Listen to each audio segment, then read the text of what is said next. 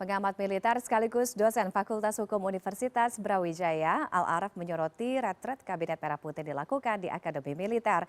Menurutnya hal ini tidak tepat. Seharusnya para menteri menjalani pembekalan di Lembaga Ketahanan Nasional Lemhanas atau di KPK untuk materi anti korupsi. Dan berikut cuplikan pernyataan Al-Araf di program Pilihan Indonesia pada Jumat malam. Ya, gini.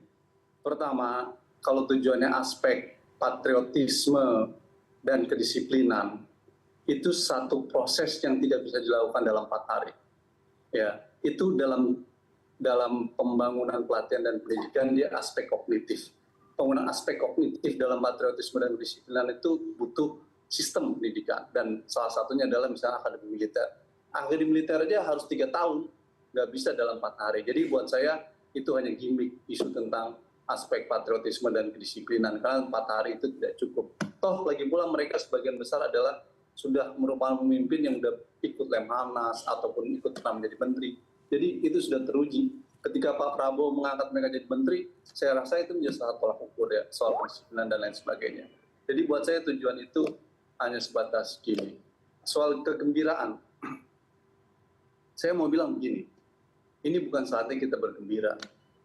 Ini saat masa di mana kita semua sebagai bangsa harus prihatin atas kondisi kebangsaan. Jadi kalau di sana merasa terjadi kegembiraan, di luar sini, di masyarakat Indonesia terjadi keprihatinan.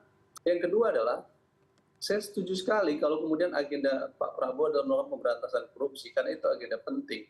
Karena kita tahu korupsi menjadi persoalan serius. Nah kalau itu tujuan utamanya, maka yang paling utama adalah kita harus justru mendorong para menteri tadi untuk melakukan pelatihan dan pendidikan di KPK, atau KPK yang melakukan itu, pendidikan anti korupsi, pencegahan korupsi, supaya uang negara yang nanti dikelola oleh pejabat-pejabat tersebut oleh para menteri tidak bocor, tetapi benar-benar untuk kesejahteraan dan kebahagiaan rakyat.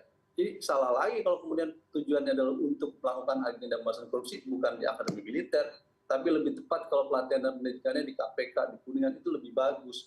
2-3 hari udah cukup untuk melakukan pembekalan tentang bagaimana melakukan pencegahan korupsi, supaya tidak terjadi korupsi, dan lain sebagainya itu.